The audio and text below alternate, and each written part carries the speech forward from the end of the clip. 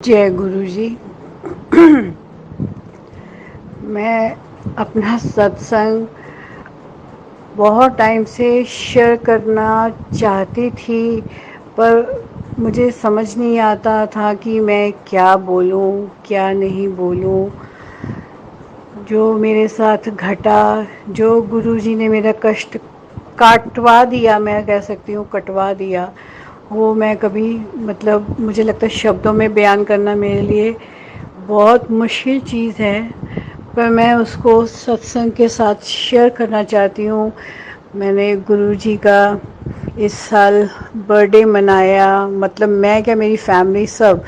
मेरी बेटी तो बाहर है, वो तो खैर गुरुजी की बहुत ज़्यादा, जिसे कहते हैं ना कि भगत कह लो। मैं तो मानती हूँ अपने कि गुरुजी के साथ मेरा रिश्ता मेरे भाइयों वाला रिश्ता है, मेरे माँ बाप वाला रिश्ता। क्योंकि ना मेरा माँ बाप हैं, भाई है, पर वो एक रिश्ता पता नहीं, समझ नहीं आई कि कैसा रिश्ता है। ना उसे मिलना जुलना कुछ नहीं है, पर लगता है कहीं ना एक कमी होती है, वो जो मुझे लगता है गुरुजी ने मेरी पूरी कर दी है। और मैं चाहती हूँ कि आगे भी मेरे साथ गुरुजी का ये आशीर्वाद, ये सब चीज़ें मेरे साथ चलती रहें। मैं ये बताना चाह रही थी कि पिछले साल 2022 में मुझे 30 अप्रैल को बुखार आया था, एक रात का बुखार था। अगले दिन मैं बिल्कुल ठीक हो गई, बुखार नहीं था। तो मेरे अंकल, मेरे हस्बैंड, उनके चाचा जी का बर्थडे था, हम लोगों को जाना था। मेरी डॉटर ने कोरोना भी टेस्ट करवा दिया, तब मेरी डॉटर यहीं भी थी। टेस्ट भी करवा दिया मेरा, सब कुछ, कोरोना तो नहीं है, बट वो कुछ नहीं निकला। हम लोग रात को गए, लेकिन जैसे सब लोग वहाँ थे, हमारे सब रिश्तेदार सब थे, पर मुझे लग रहा था कि जैसे मेरा ना लेफ़्ट वाला पैर अंदर की तरफ जा रहा है, और मैं समझ नहीं पा रही थी कि ऐसे मेरे साथ क्यों हो रहा है। तो वो चलो रात निकली, अगले दिन भी थोड़ा सा मुझे लग रहा था। तो तीसरे दिन जाके मैं थोड़ा सा जैसे लंब मार के चलते हैं ना, टेढ़ा टेढ़ा, जैसे चलते हैं, तो जैसे आपके नी में पेन होता है, उस तरह से। मुझे वो समझ नहीं आ रहा था कि मेरे साथ ये क्या हो रहा है, मैं क्यों ऐसे चल रही हूँ। फिर उसके बाद हम लोगों ने 6 मई को बूस्टर डोज 3rd वाला लिया। वो लेने के बाद भी जिसमें से कि हम लोग 15 लोग थे, जिसमें से यंगेस्ट जो था 25 और एल्डेस्ट जो थे 94 ऐसी एज थी, सबने लिया। लेकिन मेरे को मैं 13-14 तक मई तक मुझे प्रॉब्लम थोड़ा सा ज़्यादा होने लग गया। मैं डॉक्टर को दिखाने गई, डॉक्टर बोलता है आप सिर्फ बाथरूम और बेड तक अब रखो, ज़्यादा नहीं चलो, ये मेडिसिन्स हैं, आप ये खाओ, आप ठीक हो जाओगे। तो मुझे बैक प्रॉब्लम था, मुझे लग रहा था उससे रिलेटेड है। मैं वही करती रही। फिर शायद 14-15 या कुछ, मुझे अब एग्जैक्ट याद नहीं है, संडे था, उस दिन हम सब घर पे थे। मैं बेड पे लेटी हुई थी, तो मुझे ना टॉयलेट जाना था, तो मैंने किसी को आवाज़ नहीं दी। तो मैं खुद ही, मुझे लग रहा था इतना तो मैं चल पा रही हूँ। तो मैं जैसे उठी, तो बिल्कुल जैसे होता ना, मेरे लेफ्ट पैर ने बिल्कुल जैसे सहारा नहीं, कहते ना, सपोर्ट नहीं लिया कुछ, मैं गिर गई। मैंने आवाज़ें लगाई, अपने बेटे को लगाई, तो लेकिन उनको समझ ही नहीं आ रही थी। वो मेरी मदर इन लॉ के कमरे में कभी जाए, मैं नीचे गिरी हुई थी कमरे में, देखे उनको लगा मैं बाथरूम में थी। फिर मैंने दोबारा लगाई, फिर वो रूम में आए, उन्होंने मुझे उठाया, मुझे टॉयलेट वगैरह लेके गए और लाके मुझे बेड पे बिठा दिया। तो फिर मेरा लेफ्ट वाला जो आर्म, वो बाजू थी, वो भी हल्की सी, जैसे होता ना, वीक मुझे लग रही थी। समझ नहीं आई मुझे कि क्यों, क्या है क्या नहीं है। चलो मैं बैठ गई। फिर ऐसे ही मुझे बाथरूम टॉयलेट लेके जाते रहे, और ऐसे ही करते मंथ निकल गया। एंड ऑफ द मई मेरे को आधी रात को फिर टॉयलेट के लिए जाना था, तो मैंने अपने हस्बैंड को उठाया, मैंने कहा मुझे ऐसे ऐसे जाना है। वो मुझे पकड़ के लेके गए। फिर उन्होंने मुझे जैसे खड़े थे, तो मैंने बोला नहीं आप बाहर जाओ, मैं अपने आप फ्री होके आपको बुला लूँगी। वो जैसे बाहर गए और मैंने जैसे ही मतलब अपना लगा कि मैं कर लूँ अपना टॉयलेट वगैरह जो भी मुझे फ्री होना मैं होके, जैसे मैं हल्का सा भी खड़ी हुई हूँ तो मैं दोबारा फिर गिर गई। अब मुझे ये समझना है कि ये ऐसी कौन सी बैक प्रॉब्लम हो गई है कि मैं मतलब खड़ी नहीं हो पा रही हूँ या गिर गई हूँ या गिर रही हूँ, समझ नहीं आई मुझे। फिर उसके बाद मेरे हस्बैंड मेरे फटाफट बेटे को उठा के लाए, उन दोनों ने मुझे नीचे से उठाया, पकड़ के मुझे फिर बाथरूम करवा के जो भी था बेड पे लिटाया। तब तक ना डॉक्टर को रोज़ दिखाना है, आज दिखाना है, कल दिखाना है, तो यही चल रहा था। फिर अगले दिन मेरे हस्बैंड ने सुबह उठते ही, अगले दिन था सोमवार, मेरे हस्बैंड ने डॉक्टर को फ़ोन किया कि डॉक्टर साहब मुझे दिखाना अपनी वाइफ को, क्योंकि तो वो कहते नहीं अभी तू ना कल आ जाना। तो कहते नहीं डॉक्टर साहब कैसे भी करो मुझे अपॉइंटमेंट चाहिए ही चाहिए, तो आज ही चाहिए, तो आप मुझे जल्दी बुला लोगे मैं जल्दी ले आऊँगा। तो उन्होंने बोला फिर तू ना 11 बजे तक राजन इसको ले आना मैम को, तो जैसे भी होगा तो मैं देख लूँगा। तो हम लोग यहाँ से मतलब 9 बजे तक हॉस्पिटल निकल गए थे, वहाँ गए, उन्होंने बोला कि इनको तो मतलब जो डायग्नोज उन्होंने किया वो कहते बैक प्रॉब्लम से कभी भी आपका पैर ऐसे नहीं होता कि पैर ना चले, तो इनको न्यूरो प्रॉब्लम है। आप न्यूरो के डॉक्टर को दिखाओ, मैं अपॉइंटमेंट ले देता हूँ, वहाँ पे आप जाके दिखाओ। अपॉइंटमेंट मिला हमें बहुत लेट का।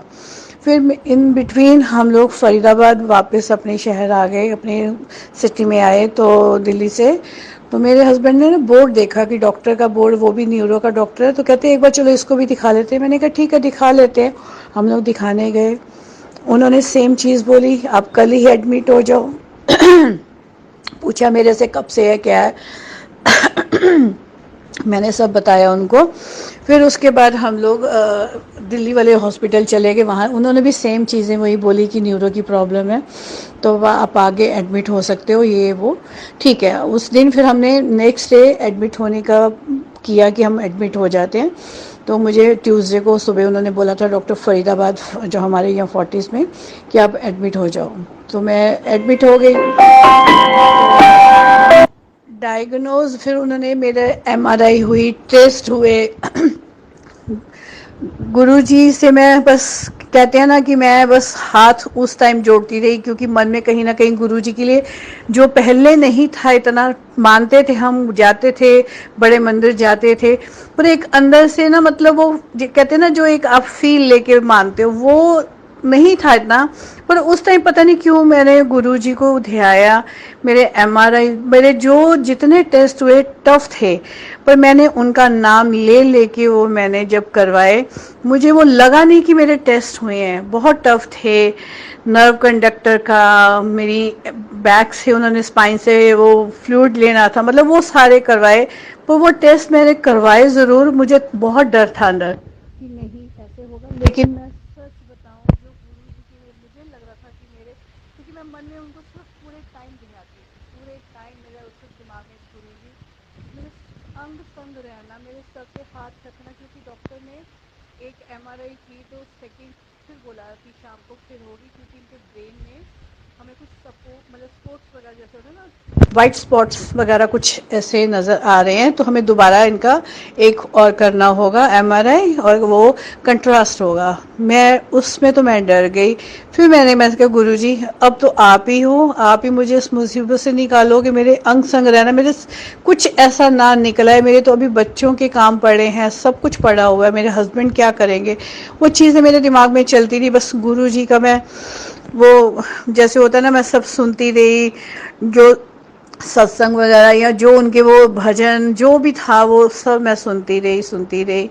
और 3 दिन बाद मेरे को फिर डॉक्टर ने बोल दिया कि ये आप 3 वीक्स लेट हो गए हो, 1 वीक और लेट हो जाते तो प्रॉब्लम और ज़्यादा हो जाती। उन्होंने मेरा बस जाते ही मेरा ट्रीटमेंट शुरू कर दिया।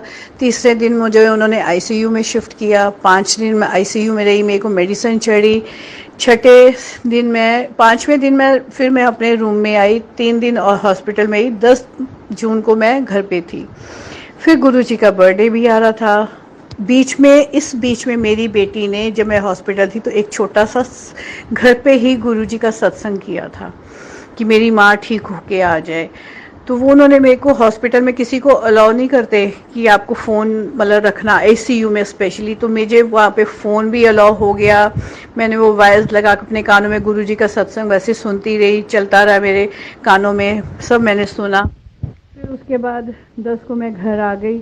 फिर मुझे अंदर से था, जबकि वो मेरी प्रॉब्लम पैरालिटिक कह सकते हो, उससे एक स्टेप पहले की प्रॉब्लम थी। वो पैरालिटिक भी हो सकता था अगर शायद लेट हो जाती या कुछ भी था। तो मेरे अंदर जिद थी कि गुरुजी का लंगर प्रसाद तो मैं ही बनाऊंगी, जबकि मैं अभी बेड पे थी। मैं घर आते ही मेरा फिजियोथेरेपी स्टार्ट हो गई। मेरी फिजियोथेरेपिस्ट ने मेरे साथ बड़ी मेहनत की घर पे, फिर डॉक्टर भी अब वो करवाने आते रहे। तो तब तक मैं वॉकर से चलना शुरू हो चुकी थी, थोड़ा थोड़ा थोड़ा जैसे करके। मेरे हाथ में भी मतलब प्रॉब्लम तो अभी थी थोड़ी, पर मैंने लंगर प्रसाद जैसे तैसे करके मैंने बनाया। मतलब मुझे अंदर से जैसे सुकून मिलता है ना, मुझे लग रहा था कि मैं मतलब कर रही हूँ। मतलब मैं ये बताना चाह रही हूँ कि जो मेरी एक लंबी बीमारी थी ना, गुरुजी कहते हैं कि मैं तुम्हारा कष्ट नहीं काट सकता, बस उसको मैं कम कर सकता हूँ। मेरे साथ वही हुआ, उन्होंने मेरा वाकई में मेरा कष्ट काटा। मेरे को वो जो लंबी बीमारी थी ना उससे बचाया, जो सालों साल लग जाते हैं। और मेरी कोई ये भी नहीं है उम्र, मैं ये सोची यार मेरी तो उम्र भी अभी कुछ नहीं है, अभी 50s में मैं एंटर हुई हूँ, तो ये हालत तो आगे जाके क्या होगा। पर वो गुरुजी ने मेरा कष्ट काटा। वो धन धन शुक्रिया, शुक्राना आपका गुरुजी, तहे दिल से शुक्राना गुरुजी, आपका बहुत बहुत शुक्राना। सब संगत के साथ मैं यही करती हूँ कि सब गुरुजी का शुक्राना हर वक्त करो। मैं अपनी बेटी को बोलती रहती हूँ, बेटी अकेली है ना वहाँ पे, तो मैं उसको कहती हूँ बस बेटा गुरुजी को याद करो, गुरुजी का शुक्राना करते रहा करो, अच्छा टाइम निकलेगा, शादी भी हो जाएगी, सब कुछ। बस मैं ये एक छोटा सा सत्संग कब से शेयर करना चाह रही थी, पर जैसे होता ना एक अंदर शर्म की, लोग पता नहीं क्या कहेंगे। पर आज मेरा ये, मैंने गुरुजी का जब मैंने टीवी पे देखा, उन्होंने नंबर भी, कि कोई भी सत्संग शेयर करना चाहता है तो अपना ज़रूर करे। और मैं अपना सत्संग ये शेयर कब से करना चाह रही थी। अब मैं बस इस कंडीशन में हूँ कि मैं चल पा रही हूँ, मैं गाड़ी भी ड्राइव, बस अभी वॉक में थोड़ा सा भी है, वो टाइम लगेगा मुझे भी पता है। बस सालों वाला काम गुरुजी ने बस ये वाला काम कर दिया कि मैं इतना अपने आप अपने लायक हो गई, अपनी फैमिली को संभाल रही हूँ, सब कुछ कर रही हूँ। जय गुरु जी, जय गुरु जी, बहुत बहुत शुक्राना गुरु जी, आपका हमेशा शुक्राना मैं करूँगी। हमेशा मेरे बच्चों के साथ मैं कहती हूँ बस मेरे बच्चों के सर पे हाथ रखना, बस। जय गुरु जी।